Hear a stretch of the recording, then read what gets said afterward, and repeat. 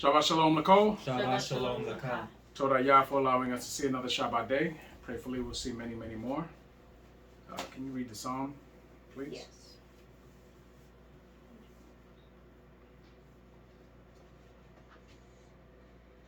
Tehillim, Zadeh Beit Walev, Hallelujah. Hallelujah. It is a good thing to give thanks unto Yahweh, and to sing praises unto thy name, O Most High, to show forth thy loving kindness in the morning, thy faithfulness every night. Upon an instrument of 10 strings, and upon the psaltery, upon the harp with a solemn sound. For thou, Yahweh, hast made me glad through thy work. I will triumph in the works of thy hands. O Most High, how great are thy works, and thy thoughts are very deep. A brutish man knoweth not, neither doth a fool understand this. When the wicked spring as the grass, and when all the workers of iniquity do flourish, it is that they should be destroyed forever. But thou, Yahweh, art most high forevermore. For lo thine enemies, O Most High, for lo thine enemies shall perish. All the workers of iniquity shall be scattered. But mine horn shall exalt like the horn of a unicorn. I shall be anointed with fresh oil. Mine eye also shall see my desire on mine enemies, and mine ears shall hear my desire on the wicked that rise against me. The righteous shall flourish like the palm tree. He shall grow like a cedar in Lebanon. Those that be planted in the house of Yahweh shall flourish in the courts of our Elohim. They shall still bring forth fruit in old age. They shall be fat and flourishing. To show that Yahweh is upright, he is my rock, and there is no unrighteousness in him. Hallelujah. Hallelujah. This week's portion is called Mikeitz. Anybody know what that means? No? Well, last week the portion spoke about Yehoshaphat and being sold into slavery, into Mitzrayim, yes, into the house of Potiphar, right? Right? And the trials and tribulations that he went through there. Now, I talk about this a lot, about the adversary searching out iniquity in people, right? And when he finds iniquity, he uses it against the person, okay? As we can see, Yehoshaphat, he can't find iniquity in Yehoshaphat, because wherever he is put, wherever situation he is put, he thrives, no matter what. You sell him into slavery, he becomes the head of the house. You lie and say that he tried to do something to you, he gets put in jail, and he becomes the head of the jail. You understand? Because there's no iniquity in this man. So he moves in a different fashion, in a fashion that we have to learn to become like, you know. We also read how iniquity was found in Yehuda. Yes? Yes. Clearly. Iniquity was found in Yehuda. And he suffered for it. Suffered. We have to get to the point where we don't keep iniquity so that it can be found out.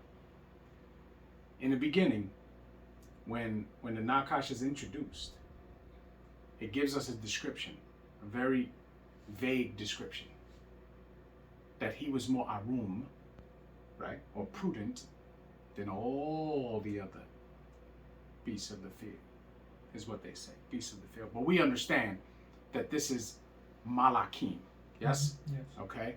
These were high-level life forms, okay? But he was more arum, or more prudent than all of them. And we look at that and we say, okay, we take it at face value. But the reality is that we can look at it another way. He had a superpower, right? And his superpower was to do what?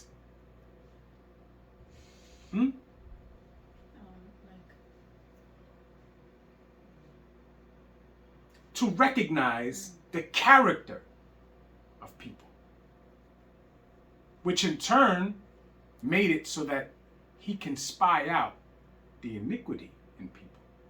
Which is why it never says that he approached Adam, because Adam did not have iniquity in him.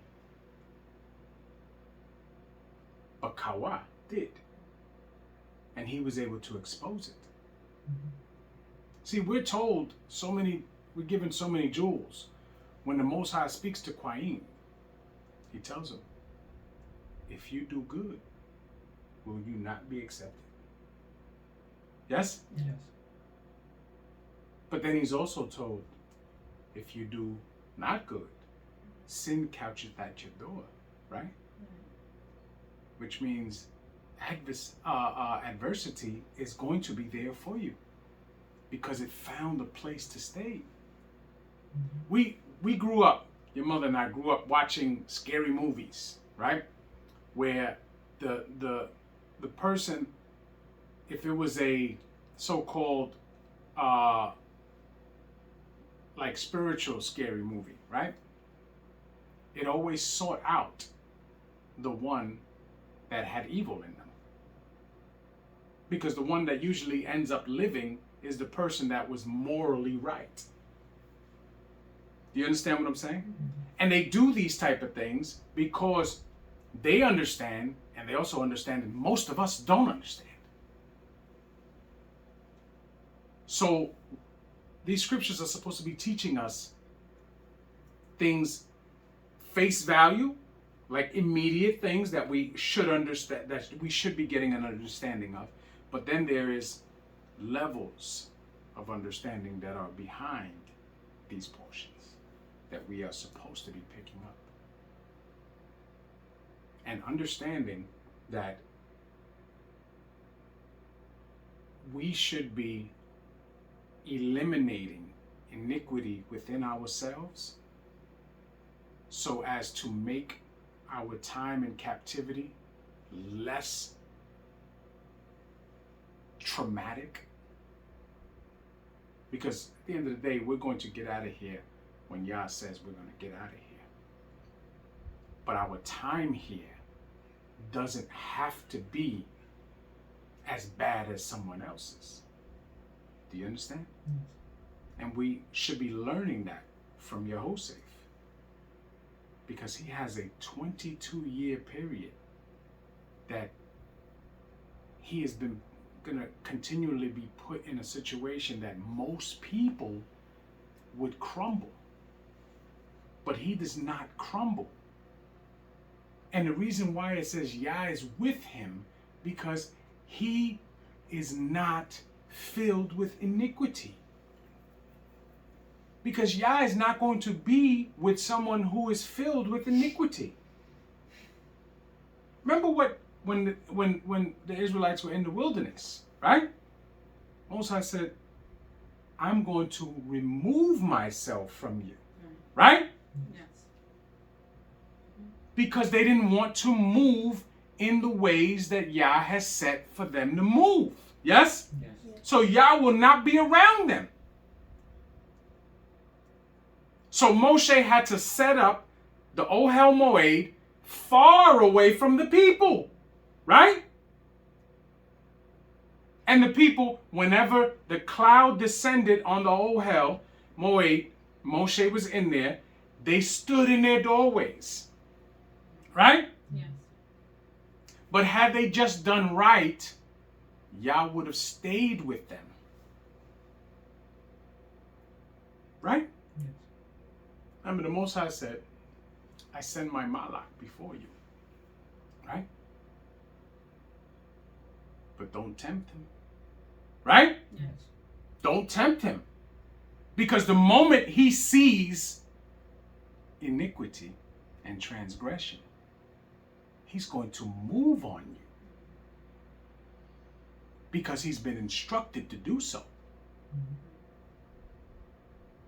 So the moment that we allow the stresses and the pressures of captivity and of the curses to change or to allow us to justify iniquity, is when things begin to get worse for us.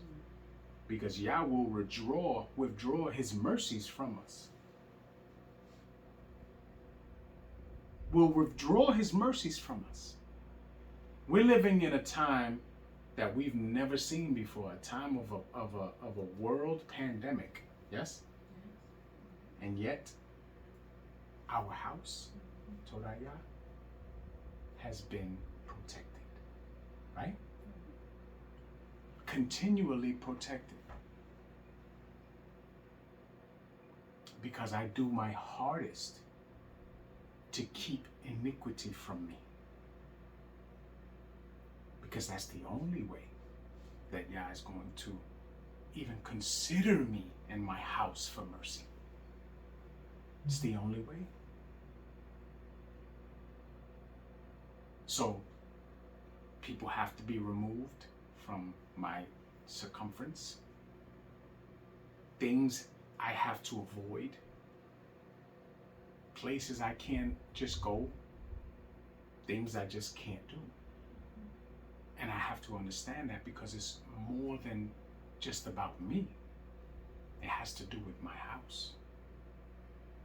See, Yehoseph is making decisions here that on the surface seem like it's the best thing for him. But in actuality, it's going to become the best thing for his whole family. And not just for his family, but for the people that live in that whole area. We're going to notice, we're going to see what it is. But remember, Yehoseph is living in that moment. He doesn't have the benefit of hindsight as we do, because we can read about him. He's living it in his time. So think of that and then say, how was he able to do that? How was he able to do that? Because he never lost patience. His faith in Yah never wavered. He knew that nothing was too great for his Elohim. He knew it. So many of us, we don't believe that. We don't, because when things get a little bit hard for us, we run to everything else. Somebody get him. We run to everything else, right? Instead of trying to get closer to Yah, we go to everything else, right? So the key is that, and it's not easy, by no means am I saying it's easy, but in my mind, it's the only way. It's the only way. So, where does the portion start? Chapter 40? 41. 41. 41 and what? 1. 41 and 1. Who's reading first this week? I'll read first. You are? All right, let's go. Okay. Bereshit, Mem Aleph Aleph. Hallelujah. Hallelujah! And it came to pass at the end of 2 full years that Paro dreamed, and behold, he stood by the river. Stop. So now, Yehoseph is in the prison. Granted, he's the head of the prison, right? He's in prison, innocent. Clearly innocent. You understand? Right. Innocent. He did nothing wrong in that situation. But he's in prison for 2 full years. Remember, the butler was supposed to do what? Tell Paro. Yeah, tell Paro about him. Like, yo, he was able to give us the interpretation from Yah. That's a big deal. Tamshi. But remember, Yah is still moving things in his benefit. So look, Paro gets a dream. And visions come from who? Yeah. So Pardo didn't get this out of nowhere. This vision came to him from Yah with the intention of him finding out someone who can give him the interpretation from Yah. Yes? Yes. Okay, so remember, Yah is with Yehoshaphat. We get that? Yes. That's what we should all be striving for. Tamshi. And behold, there came up out of the river 7 well-favored kine and fat-fleshed, and they fed in a meadow.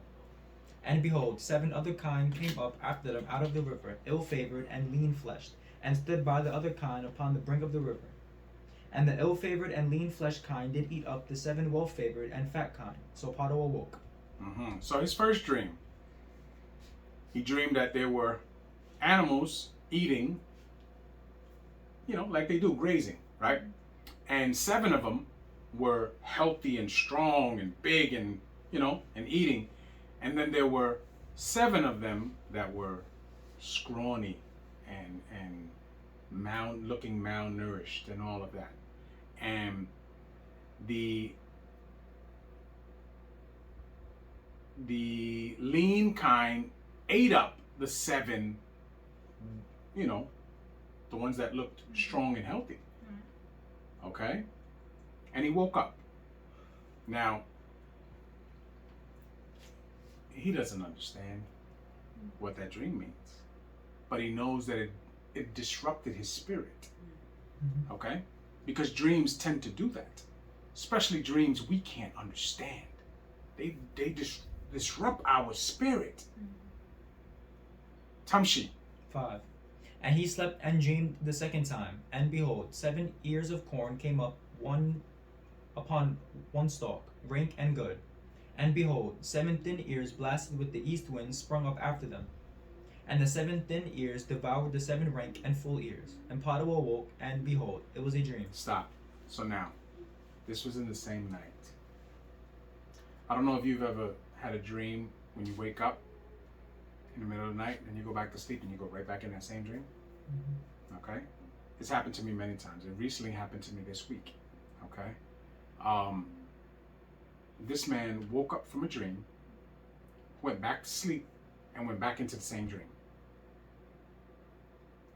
2 things it showed. You remember when Moshe was sent to the people and he asked Yah, what if they asked me, who sent me? Right? And then he says, you tell them I sent you. Right? Then he says, what if they want proof? Right? Right. He says, okay. Then you show them these 2 wonders. And he showed them what to do. Right? Yeah. 2 things. Say they understand that. Same thing here. This dream came in 2 versions of the same thing. So now clearly he understands that this is a message, but he cannot interpret it. Had it not come the second time, he would have overthought it. He'd just, whatever, it's just a dream. But because he went back to sleep and it came a second time, there's no confusion. This is a message. But yet he knows not what the message is. You understand? Yes. He knows not what the message is. Tamshi. 8. And it came to pass in the morning that his ruach was troubled. Yeah. And he said, His ruach was troubled because he understood it came twice. See, these people understood that stuff. We're far from that. We're far from that. But it came twice. So he understands this is not just a dream. This is not just a dream.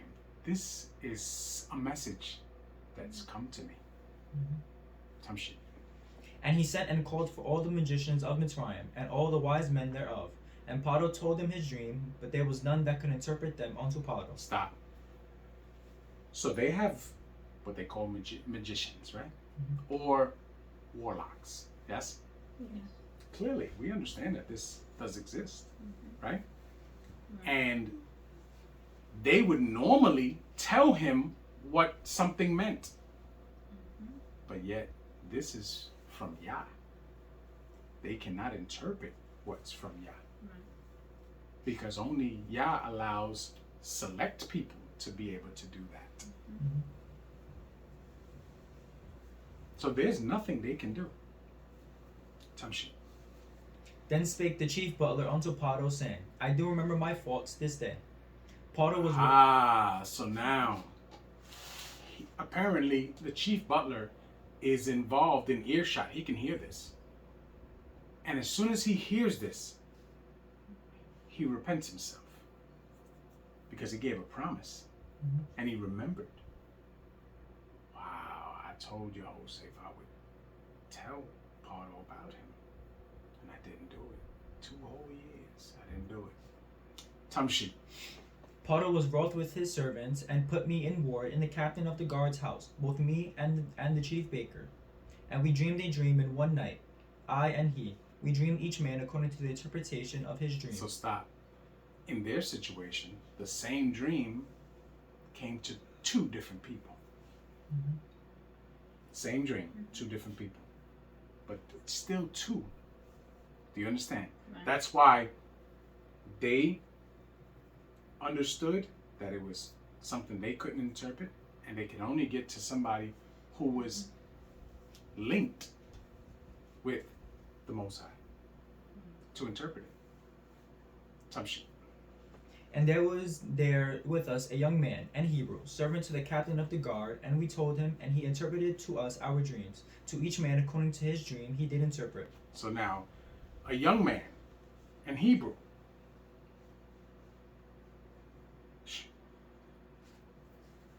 A young man in Hebrew, right? Right. So now, Paro doesn't even know who Yehoshaphat is. Mitzrayim is huge. Huge. They don't know how many people his servants have hired and bought and all of this to work. He doesn't know that. But he's getting to understand. Okay, so tell me about this game. Tamshi. And it came to pass, as he interpreted to us, so it was. Me he restored unto mine office, and him he hanged. Mm-hmm. Then Paro sent and called Jehoshaphat, and they brought him hastily out of the dungeon. And he shaved himself, and changed his raiment, and came unto Paro. So now, he prepared himself to meet Paro. Yes? Yes. Tamshi. And Paro said unto Jehoshaphat, I have dreamed a dream, and there is none that can interpret it. And I have heard say of thee that thou canst understand a dream to interpret it. Mm-hmm. And Jehoshaphat answered Paro, saying, It is not me. Elohim shall give Paro an answer of peace. Hallelujah. Do you see? This man is the epitome of a servant. It is not of me. Interpretation is of Yah. Because if Yah gave you the vision, only Yah can interpret that vision. Only Yah can tell you what that means. Right? Yes. So, this man doesn't even have the mindset to put himself in the steed of Yah at all. Tamshi. 17. And Paro said unto Jehoshaphat, In my dream, behold, I stood upon the bank of the river. And behold, there came out of the river 7 kine, fat-fleshed and well-favored, and they fed in a meadow. Stop. Let me ask you a question. Have you noticed that Yah has been mentioned numerous times, and yet Paro has not asked who is this Yah? Because he knows. Why does he know? Because aren't they Shemitic people? At this time, yeah. At this time, the people that run Mitzrayim are what they call the Hyksos. Right. They are Shemitic descendants. So they clearly understand what it is. They know who he's talking about. Doesn't mean that they serve Yah, but they understand. This is not foreign to them at all. Remember, when the time of Moshe comes, it's a different regime altogether. Yes? Because these are what they call the Nubians that are running Mitzrayim. Because doesn't Paro at that time say, who is this Yah? Mhm. Right? Because they are what they call Hamitic people at that time that are running Mitzrayim. Tamshi. 19. And behold, 7 other kind came up after them, poor and very ill-favored and lean-fleshed, such as I never saw in all the land of Mitzrayim for badness. Mm-hmm. And the lean and the ill-favored kind did eat up the first 7 fat kind. And when they had eaten them up, it could not be known that they had eaten them, but they were still ill-favored as at the beginning. So I awoke. And I saw in my dream, and behold, 7 ears came up in one stalk, full and good. And behold, 7 ears, withered thin, and blasted with the east wind, sprung up after them. And the thin ears devoured the good ears, and I told this unto the magicians, but there was none that could declare it to me. And Yehoseph said unto Paro, the dream of Paro is one. Elohim hath showed Paro what he is about to do. So now, as soon as these things are described to Yehoseph, Yah allows him to understand immediately. Mhm. This was not even, there was no hesitation there. He tells him, these 2 dreams are one. They came to you twice for validation, but they're one dream. Tamshi. 26. The 7 good kind are 7 years, and the 7 good ears are 7 years. The dream is one. And the 7 thin and ill-favored... Where are you?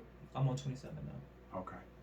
And the 7 thin and ill-favored kind that came up after them are 7 years. And the 7 empty ears blasted with the east wind shall be 7 years of famine. Mm-hmm. This is the thing which I have spoken unto Paro. What Elohim is about to do, he showeth unto Paro. Behold, there come 7 years of great plenty throughout all the land of Mitzrayim. And there shall arise after them 7 years of famine, and all the plenty shall be forgotten in the land of Mitzrayim, and the famine shall consume the land. And the plenty shall not be known in the land by reason of the famine following, for it shall be very grievous. Mm-hmm. So now he's letting him know, Yah has warned you that you're going to have 7 years of abundance and plenty. But directly following those 7 years shall be a famine unlike any other. Mhm. So you're being given a warning to prepare. You understand that? Yeah. Now, see how Yah deals with this people much differently than the people during Moshe's time? Yes. Remember, the Paro in Moshe's time, Yah hardened his heart so that he will not listen.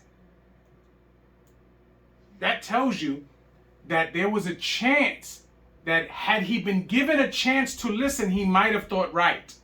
Mhm. But Yah said, no, you don't get that chance. I'm hardening your heart so that you only do opposite. Because their judgment was death. Mhm.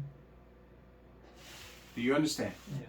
See, for some reason, this people are not judged to die. This people are given a chance. As long as they move properly in the prescription of what's to be done, which we see they do. Mhm. Tamshi. 32. And for the dream was doubled unto Paro twice. It is because the thing is established by Elohim. So now he's letting him know the reason why you dreamt it twice is because it is established by Elohim. This thing is going to happen. Tamshi. And Elohim will shortly bring it to pass. Now therefore let Paro look out a man discreet and wise, and set him over the land of Mitzrayim. Now, therefore, let Paro look out a man discreet and wise, and set him over the land of Mitzrayim. There's only one man there. There's only one man that fits that description. Only one man that fits that description. Mhm. And happens to be the only man that could explain what the dream was. Tamshi. Let Paro do this, and let him appoint officers over the land, and take up the fifth part of the land of Mitzrayim in the 7 plenteous years. Mm-hmm. And let them gather all the food of those good years that come, and lay up corn under the hand of Paro, and let them keep food in the cities. And that food shall be for store to the land against the 7 years of famine, which shall be in the land of Mitzrayim, that the land perish not through the famine. And the thing was good in the eyes of Paro, and in all the eyes of his servants. No, and in the eyes of all his servants. And Paro said unto his servants, Can we find such a one as this, a man in whom the rock of Elohim is? So now, can we find such a one as this? As this is, a man in whom the Ruach of Elohim is? Tamshi.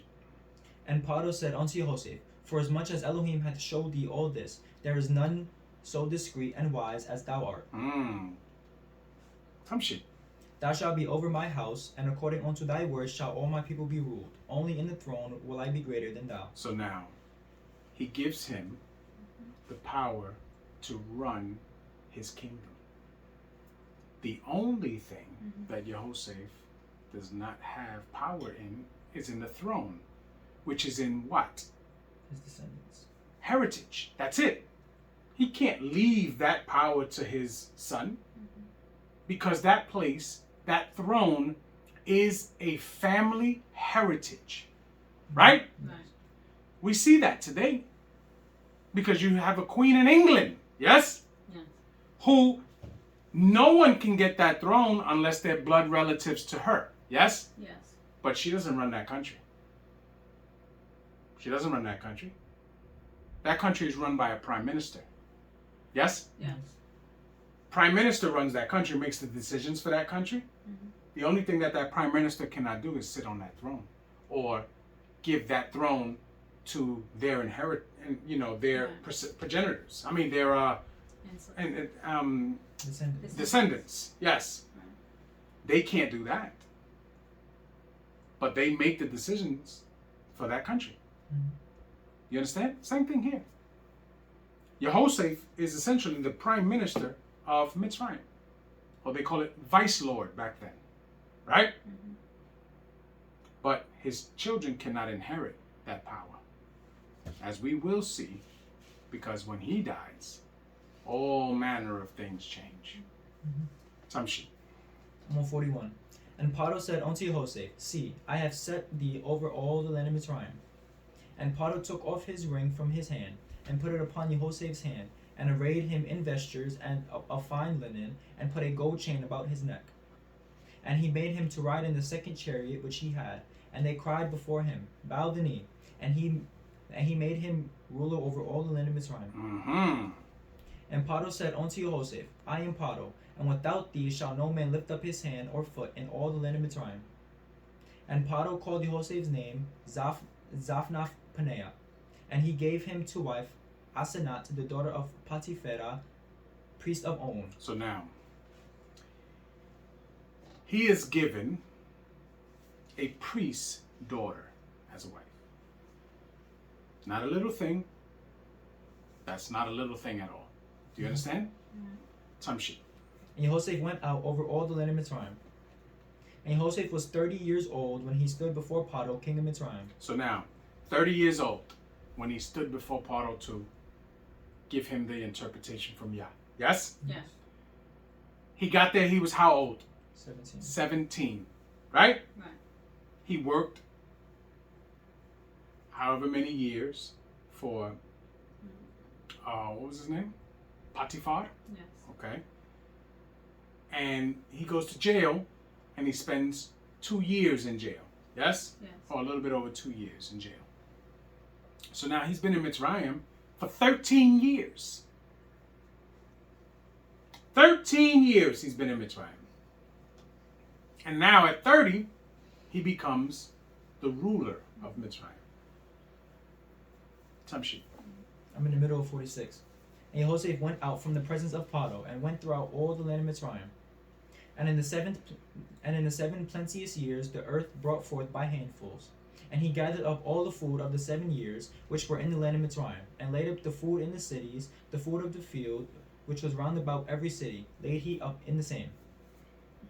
And Jehoshaphat gathered corn as the sand of the sea very much, until he left numbering, for it was without number.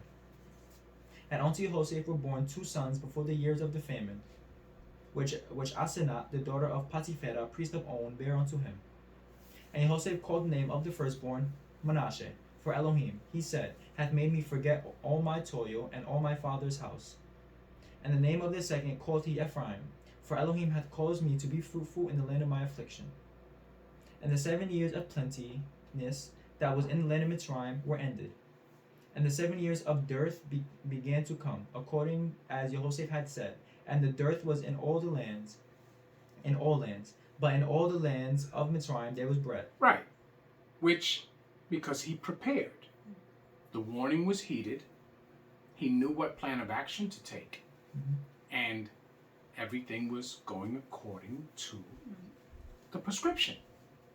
Tamshi. And when all the land of Mitzrayim was famished, the people cried to Paro for bread. And Paro said unto all the Mitzrayim, Go unto Jehoshaphat, what he saith to you, do. Mm-hmm. And the famine was over all the face of Aretz. And Jehoshaphat opened all the storehouses, and sold unto the Mitzrayim. And the famine waxed sore in the land of Mitzrayim. And all the countries came into Mitzrayim to Jehoshaphat for to buy corn, because that the famine was so sore in all lands. Hallelujah. Hallelujah. So now, everything is going according to Yah's plan. Yes? Yes. And this should be an example of how things, a small showing of how things were intended to be, had Adam stayed the course. Okay? That's how the world would have been. We got thousands of years after Adam to see Jehoshaphat run it in a matter of a few years, how it's supposed to run properly. Do you understand? Yes. Because he followed the prescription that Yah has set forth. And he didn't deviate. He didn't deviate. Just stayed on course. Because it's the right course. What Yah tells us to do is the right course. It's when we start to say, I think I should do this, is when things go off. This was the right course. And many of people's lives were saved because of this course. There could have been countless deaths during this famine that were avoided.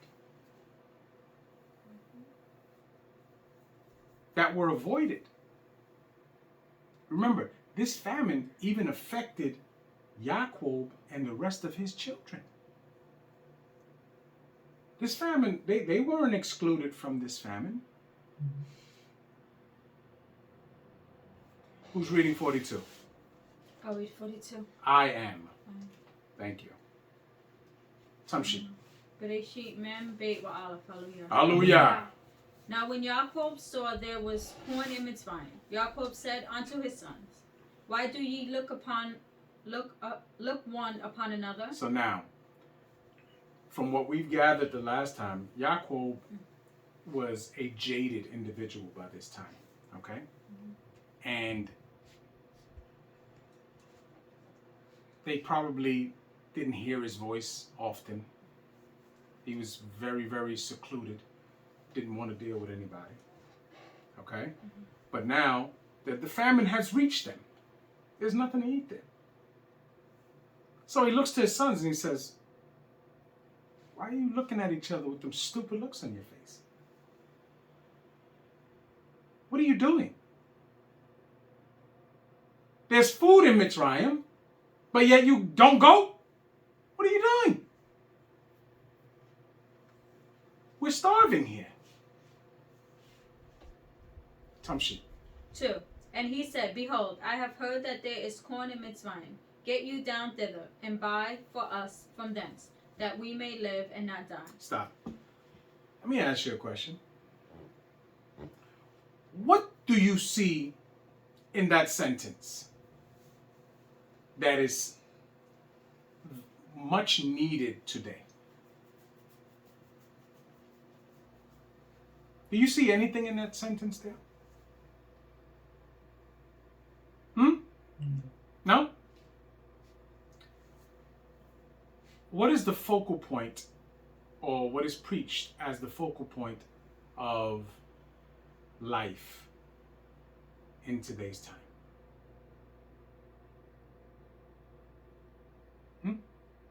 When someone is successful, what does that look like to people today? I would say having a lot of money. Being well off financially, right? Being able to purchase whatever you feel like purchasing, right? That is considered success in this place, right? But as we see, they're in a famine. And yet, Yaakov is not broke, right? But yet his money means what? Nothing. His possessions mean nothing at this point. Because if you die of starvation, the only thing that is going to say is, that multimillionaire died of starvation. So what good are your possessions and your money if you don't have anything to eat, which is a basic necessity? A basic necessity. So he sends them down to buy what they need, because they had it before. Before the famine, they were able to grow their own stuff. Yes? Yeah. But if Yah turns off the water from heaven and nothing grows on earth, what good is your possession?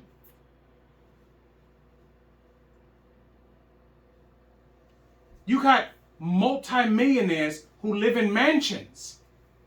If there's no food to buy, if there's no food and no water, those are going to be empty buildings with dead people. Do you understand? Do we understand this? Yes. See, true wealth cometh from Yah. Do we understand? Yes. Tamshi. 3. And Yehosef's 10 brethren went down to buy corn in Mitzrayim. So now his 10 brethren went down to buy corn, right? Excluding who? Benjamin, right? Right. Benjamin. And why is it excluding Benjamin? This should give you a window into what's been going on those past 13 years with Yaakov and his sons, right? Right. What I get from that small little sentence is Yaakov does not trust his 10 sons with Benjamin. And he's kept him very close to him because he knows deep in his heart that they did something to Yehosef. He knows it. He knows it. He just can't prove it, but he knows it. Yeah. Tamshi. 4. But Benjamin, Yehosef's brother, Yaakov sent not with his brethren. For he said, least peradventure mischief before him. Least peradventure mischief before him. Right? Yes. I always, when I read this, when I watch a certain movie I like, right? I watch The Godfather, right? And in The Godfather, Vito Corleone's son, his youngest son, Michael, avenged and killed the men that tried to kill his father, right? And they had to send him to Italy for his safety, right? But the father ended up getting healthy again, and he had to meet with all of the other families of the crime syndicate, right? And he makes a statement. He says, because it was a peace, they had to bring peace. There was a war because of that situation. So he says, I have to bring my son back to this place. Now, he had already lost one son, but he had to bring his son back to this place. And he says, I give up any vengeance I have for my dead son, because I understand that it was part of what we do. but I have to bring my young son back. And by chance, if upon him coming back, he should get shot in the head by a police officer, or should be killed by a bolt of lightning, that I don't forgive. And I'm going to blame some people in this room, is what he says. So he understood that I don't trust you. So if anything is to befall my son, I know it's you. And this is what he's saying. I know what happened to Yehoseph. Your hands are dirty. And his blood is on your hands. I'm not going to put my other son in your hands. That right there, just think of those 13 years being in that family. Couldn't have been a good time. Do you understand? Yes. Could not have been a good time. Tamshi. 5. And the sons of Israel came to buy corn among those that came, for the famine was in the land of Canaan. And Jehoshaphat was the governor over the land, and he it was that sold to all the people of the land. And Jehoshaphat's brethren came, and bowed down themselves before him, with their faces to Eretz. And Jehoshaphat saw his brethren, and he knew them, but made himself strange unto them, and spake roughly unto them. And he said unto them, Whence come ye? And they said, From the land of Canaan to buy food. Stop. So now, this says a lot here, because they've been separated for 13 years, and yet upon seeing them, Jehoshaphat knew exactly who they were. And yet they could not figure out who he was. What does that tell you? That they had forgot about him. Out of sight, out of mind. In their mind, it was good riddance to bad rubbish. There was no remorse. There was no remorse. That's very sad. Tamshi. 8. And Jehoshaphat knew his brethren, but they knew him not. And Jehoshaphat remembered the dreams which he dreamt of them, and said unto them, Ye are spies, to see the nakedness of the land ye are come. And they said unto him, Nay, my Adon, but to buy food are thy servants come. We are all one man's sons. We are true men. Thy servants are no spies. And he said unto them, Nay, but to see the nakedness of the land ye are come. And they said, Thy servants are 12 brethren, the sons of one man, in the land of Canaan. And behold, the youngest is this day with our father, and one is not. And one is not. And one is not. Like an afterthought. And one is not. They can't, they don't know if he's dead. One is not. Some sheep. 14. And Jehoshaphat said unto them, That is it that I spake unto you, saying, Ye are spies. Hereby ye shall be proved.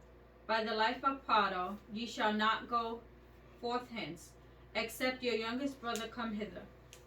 Send one of you, and let him fetch your brother, and ye shall be kept in prison, that your words may be proved, whether there be any truth in you. Or else by the life of Paro surely ye are spies. And he put them all together into ward 3 days. And Jehoshaphat said unto them the third day, This do, and live, for I fear Elohim. Oh wow. If ye be So true. now, he puts them in the prison for 3 days. Right? And remember, right now, he's being rough with them. Because you got to remember, this is 13 years. They did what they did to him. So he wants them to feel a little bit of something. And then he says, but his speech is the speech of for him to say, for I fear Elohim, it gives me two things. It confirms that the people of that place at that time were Shemitic people. Because if they were not, then this speech would have struck so many chords with them and said, ooh, what you mean? You don't speak like that. That's not what your people say, right?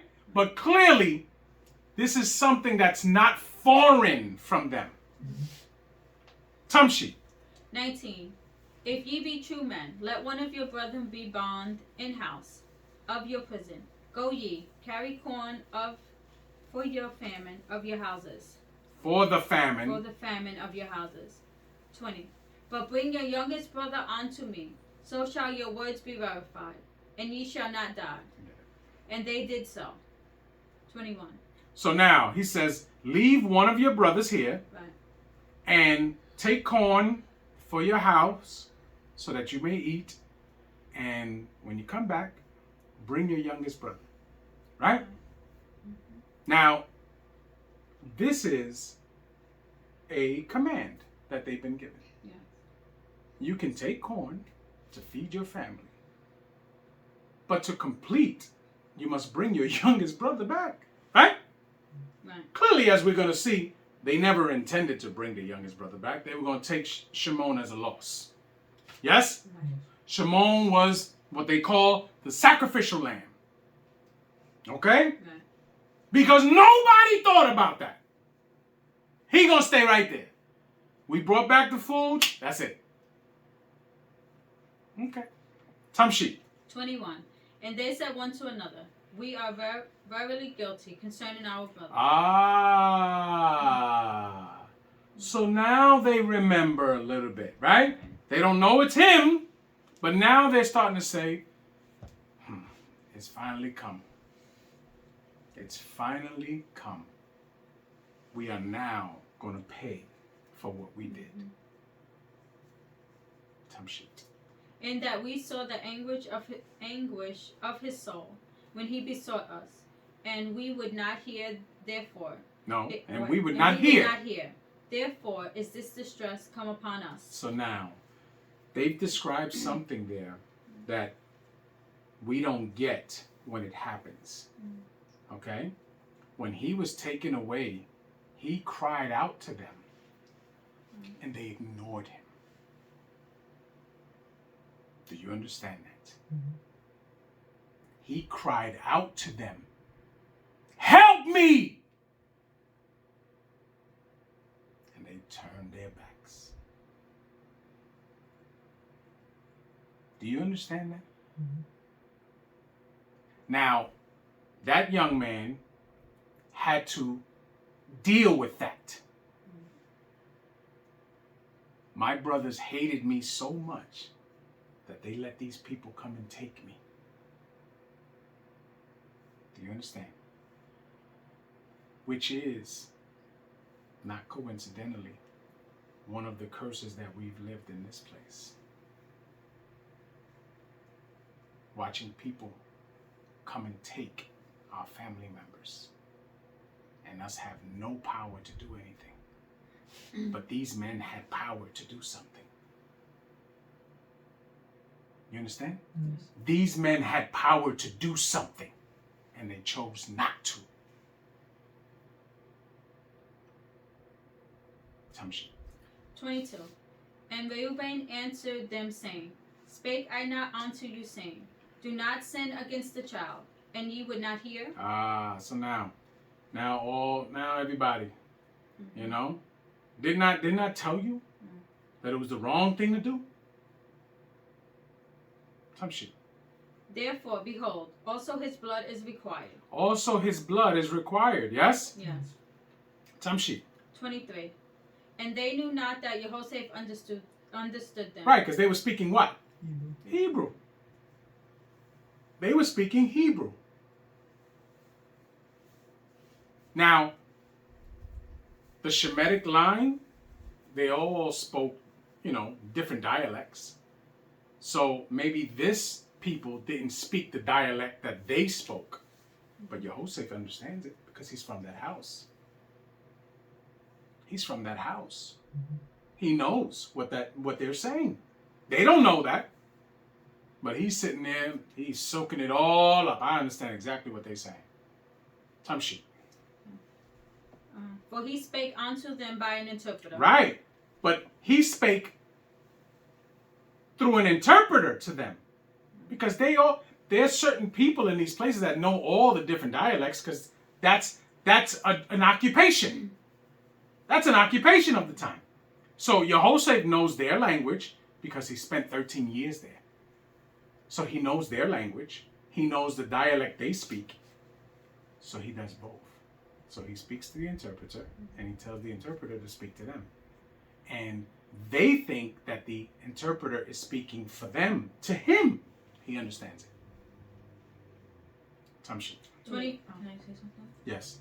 But couldn't it also be because it has been 13 years? You don't think he maybe like forgot some stuff about speaking Hebrew? No, because he doesn't want them to understand. See, we're explained exactly why he's doing what he's doing. He does not remember when he left. He was 17 years old. Mm-hmm. You already fully understand how to speak whatever language they speak in your house. Okay, nothing new is going to be invented at that point from 13 years. Now, he could be a little rusty in speaking back in their language, but he doesn't have to. Because he's speaking to the interpreter, and the interpreter is speaking to them. But his understanding is not going to disappear. Mm-hmm. See, I grew up in a house where my grandmother only spoke Spanish. We understood everything she told us to do. But our conversation in Spanish was not great because we used to go to school and we spoke English all the time. Right? So now, if someone speaks to me in Spanish, I understand them. But my response to them takes longer than if I was going to respond to them in English. Do you understand? Mm-hmm. So that I can agree with.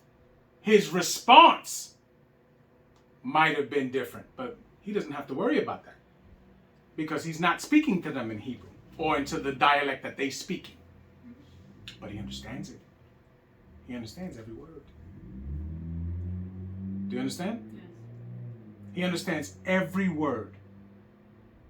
So for us to get this, it's for us to visualize someone that, wow, he knows exactly what they're saying. And they are none the wiser. Because they're just freely talking as if no one can understand them but the interpreter. And if the interpreter's not in the room, it doesn't matter. Right? Right. Tamshi. 24. And he turned himself about from them and wept, and returned to them again, and communed with them, and took from them Shimon, and bound him before their eyes. So now, he turned from them and he wept. Right? Because one thing we understand is that Yehoshaphat is the same person all the time. Okay? He's the same person all the time. Remember, there was no iniquity in him found. This man is a compassionate man. This man loves his family. Tamshi. 25. Then Yehoshaphat commanded to fill their sacks with corn, and to restore every man's money into his sack, and to give them provisions for the way. And thus did he unto them.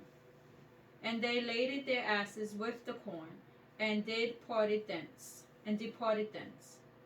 And as one of them opened his sack to give his ass provender in the inn, he espied his money. For behold, it was in his sack's mouth. So now, they stop in an inn, right, to rest up and to feed their animals, their camels, right? And he opens his sack, and the money that was sent is still there. Tamshi. 28. And he said unto his brethren, My money is restored, and lo, it is even in my sack. And their heart failed them, and they were afraid, saying one unto another, What is this that Elohim have done unto us? What is this that Elohim have done unto us? Tamshi. 29. And they came unto Jacob their father, unto the land of Canaan, and told him all that befell unto them, saying, The man who is the Adon of the land spake roughly to us, and took us for spies of the country. And we said unto him, We are true men, we are no spies. We be 12 brethren, sons of our father, and one is not, and the youngest is this day with our father, in the land of Canaan. And the man, the Adon of the country, said unto us, Hereby shall I know that ye are true men. Leave one of your brethren here with me, and take the food for the famine of your households, and be gone. And bring your youngest brother unto me. Then shall I know that ye are no spies, but that ye are true men. So I will deliver your brother, and ye shall traffic in the land. 35. And it came to pass, as they emptied their sacks, that behold, every man's bundle of money was in his sack. And when both they and their father saw the bundles of money, they were afraid. Mm-hmm. And Jacob their father said unto them, Me have ye bereaved of my children? Jehoshaphat is not, and Shimon is not. And Now, he says, Me have ye bereaved of my children. You see what he says now? It's a little different now. He said, You have caused me to mourn not one son, but now 2 sons. Now the truth is coming out. Tamshi. And ye will take Benjamin away? All these things are against me. So now you will take Benjamin away too?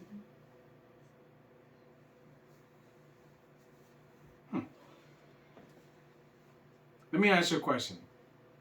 After the story that they gave, do you think Yaakov believed that story? No. Clearly not. Clearly not.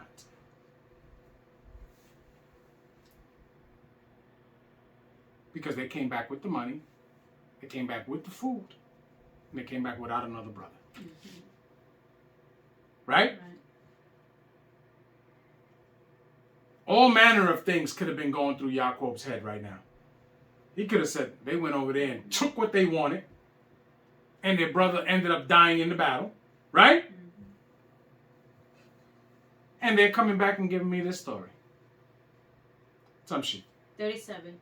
And Reuben spake unto his father, saying, Slay my 2 sons, if I bring him not to thee. You hear that? You hear that madness?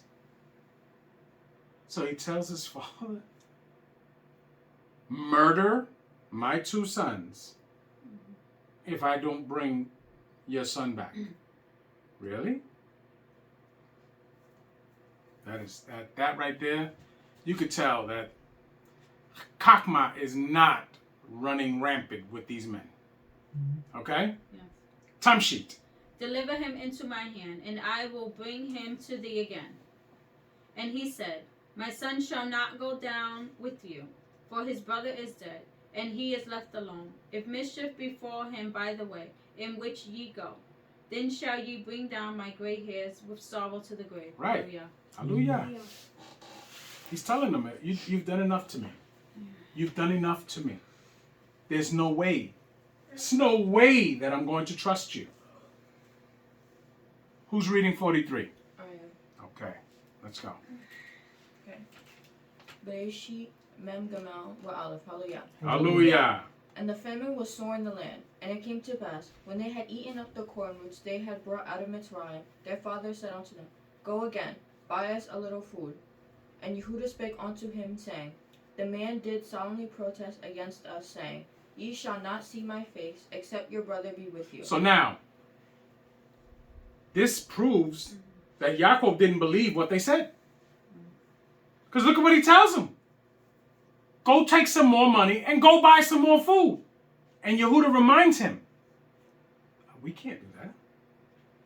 He told us, you don't come back here without your brother. So now, this is a situation here. Yaakov has to make a decision. either we starve to death, or I trust that Benjamin will come back safely. Right? Right. Some shit. 4. If thou wilt send our brother with us, we will go down and buy thee food. But if thou wilt not send him, we will not go down. For the man said unto us, Ye shall not see my face, except your brother be with you. Mm-hmm. So now he's telling them the truth. But I can't blame Yaakov for not believing them. I can't. Tamshi. 6. And Yisrael said, Wherefore dealt ye so ill with me, as to tell the man whether ye had yet a brother? Mm-hmm. And they said, The man asked us straightly of our state and of our kindred, saying, Is your father yet alive? Have ye another brother? And we told him according to the tenor of these words. Could we certainly know that he would say, Bring your brother down? Right. I mean, he's being honest. He's being honest. He asked us a straight question and we did not lie. We could not assume that he was going to tell us that we had to bring Benjamin back. Tamshi. And Yehuda said unto Yisrael his father, Send the lad with me, and we will arise and go, that we may live and not die, both we and thou, and also our little ones. So now, Yehuda has the experience that the rest of his brothers don't have.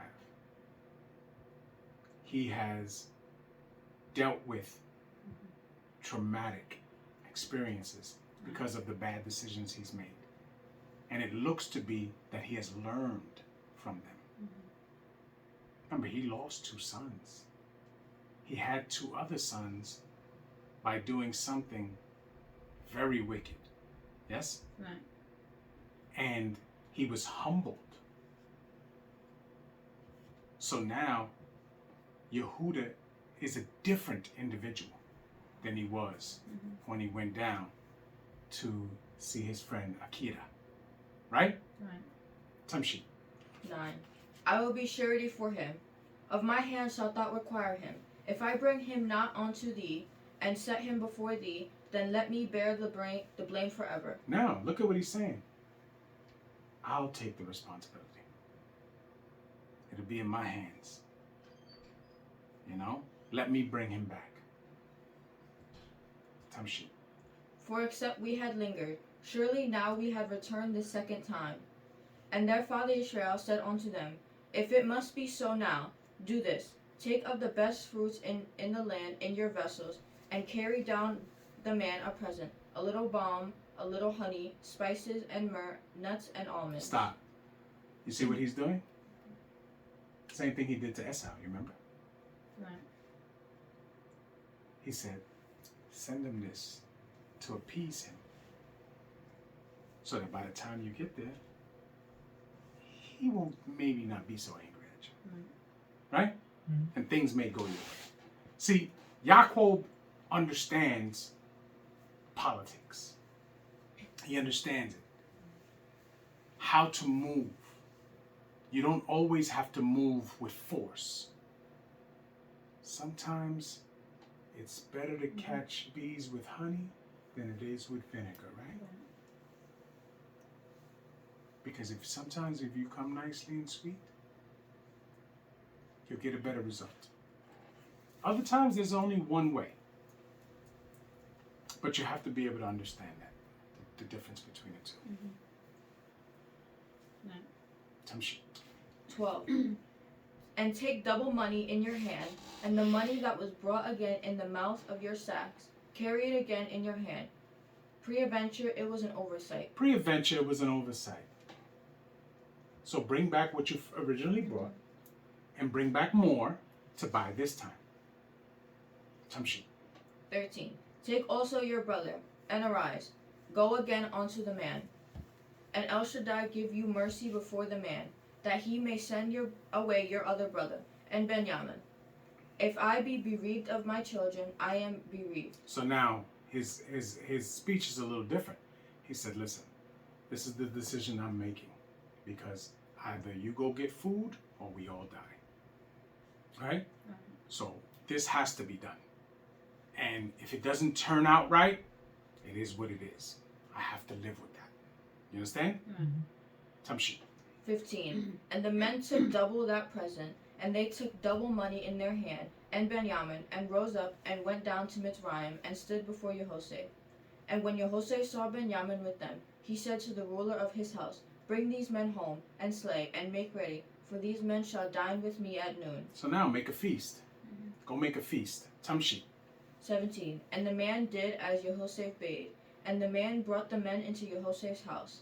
And the men were afraid because they were brought into Yehoshaphat's house, because they said, and they said, Because of the money that was returned in our sacks at the first time are we brought in, that he may seek occasion against us, and fall upon us, and take us for bondmen, and our asses. So now, they get called into his house to eat. And they thinking the worst. Tamshi. And they came near to the steward of Yehoshaphat's house, and they communed with him at the door of the house, and said, O sir, we came indeed down at the first time to buy food. And it came to pass, when we came to the inn, that we opened our sacks, and behold, every man's money was in the mouth of his sack, our money in full weight, and we have brought it again in our hand. And the money have we brought down in our hands to buy food. We cannot tell who put our money in our sacks. And he said, Peace be to you, fear not. Your Elohim and the Elohim of your father hath given you treasure in your sacks. I had your money. And he brought Shimon out unto them. And the man brought the men into Yehoshaphat's house, and gave them water, and they washed their feet, and he gave their asses provender. And they made ready the present against Yehoshaphat came at noon, for they heard that they should eat bread there. And when Yehoshaphat came home, they brought him the present which was in their hand into the house, and bowed themselves to him 2 audits. And he asked of their welfare, and said, Is your father well, the old man of whom ye spake? Is he yet alive?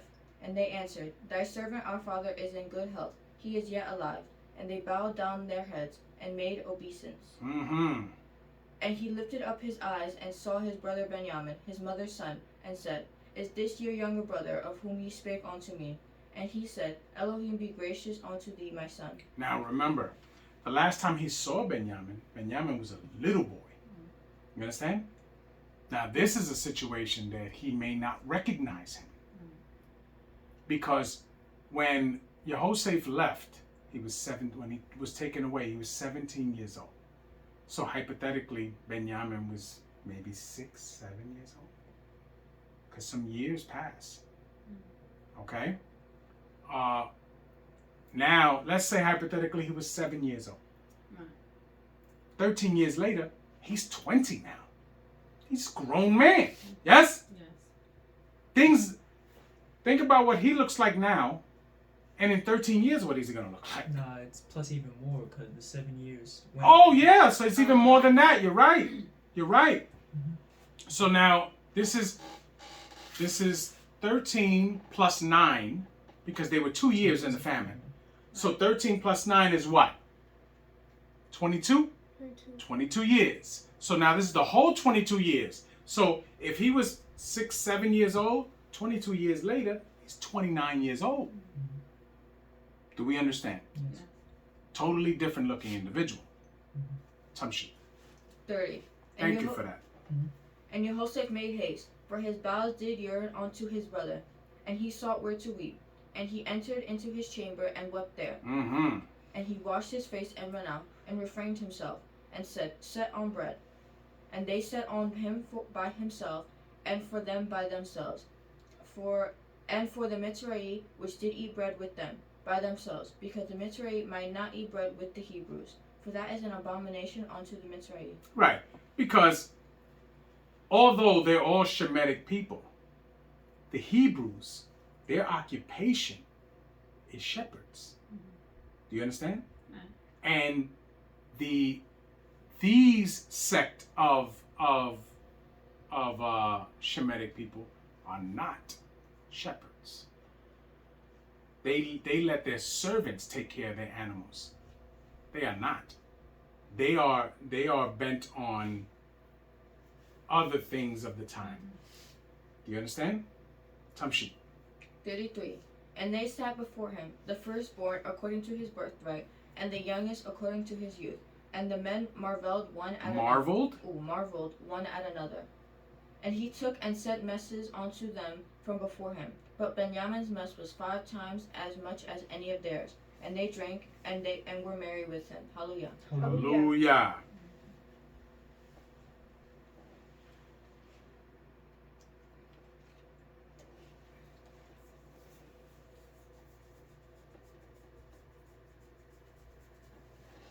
So now,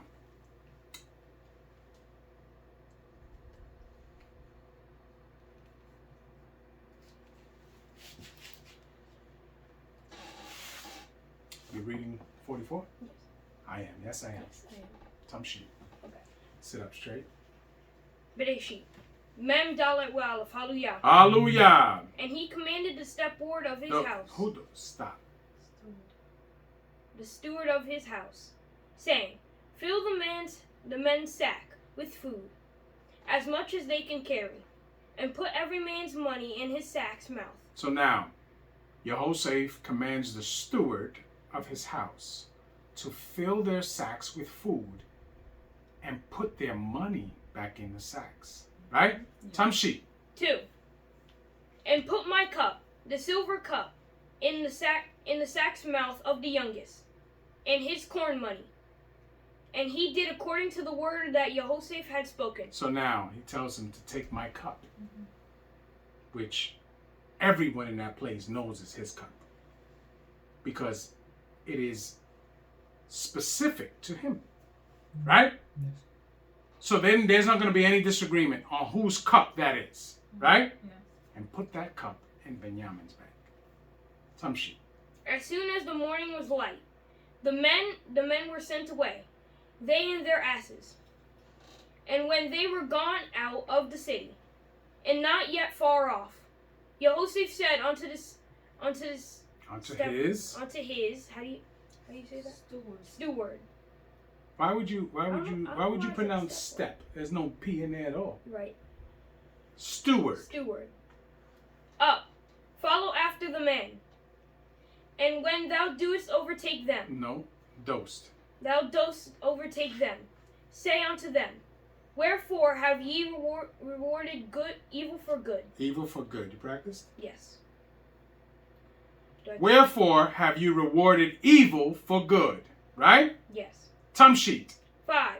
Is not this it in which my Adon drinketh, and whereby indeed he divineth? Divineth. Right? Yes. Now, we know that Jehoshaphat does not divine it. Right? But this must be a practice that they do. Yes? Yes. That they divineth in their cups. We see that in a lot of movies. When you see warlocks and witches, they do divine in their cup. Right? And this must be a normal practice of them. See, but Jehoshaphat doesn't deal in divination. Everything he knows, he is told by Yah when it comes to things like that. But they can think whatever they want to think, because that's their understanding of what those cups are for. Tamshi. Ye have done evil in so doing. 6. And he overtook them, and he spake unto them these same words. And they said unto him, wherefore saith my Adon these words? Elohim forbid that thy servant should do according to these things. This thing.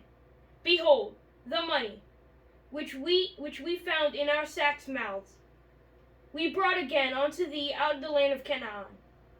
How then should we steal out of my Adonai's house? No, my Adon's. My Adon's house, silver or gold? Now, what they're saying is, the first time this happened, we came back with it again.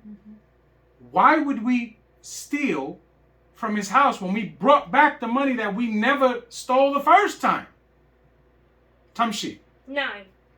With whomsoever of thy servants it be found, both let him die. and we also will be my Adon's bondmen. Now, remember we heard that before, right? Right. Remember when Laban chased him down? Whoever you find your things with, let them die. Yes? Right. We see that it happened. Yes? Tamshi. 10. And he said, Now also let it be according unto your words. He with whom it is found shall be my servant, and ye shall be blameless. So he switched it on. He said, the one that I find it with shall be my servant, and you shall be blameless. Tamshi. 11. Then they speedily took down every man his sack to the ground, and opened every man his sack. And he searched. It began at the eldest, and left at the youngest. And the cup was found in Benjamin's sack. Then they rent their clothes, and ladded every man his ass, and returned to the city. So now they cried out because they realized we got to leave our youngest brother here. And our father already told us what's going to happen to him if we do that. Tamshi. 14. And Yehuda and his brethren came to Yehosef's house, for he was yet there. And they fell before him on the ground. 15. And Yehosef said unto them, What deed is this that ye have done? Wot ye not that such a man as I can certainly divine? Right. Why did you do this? Did you not think that I would find out? Is what he's saying. Did you not think that I would find out? Tamshi. 16. And Yehuda said, What shall we say unto my Adon? What shall we speak? Or how shall we clear ourselves? Elohim hath found out the iniquity of thy servants. Of thy servants, Of right? thy servants. So now, remember what we talked about.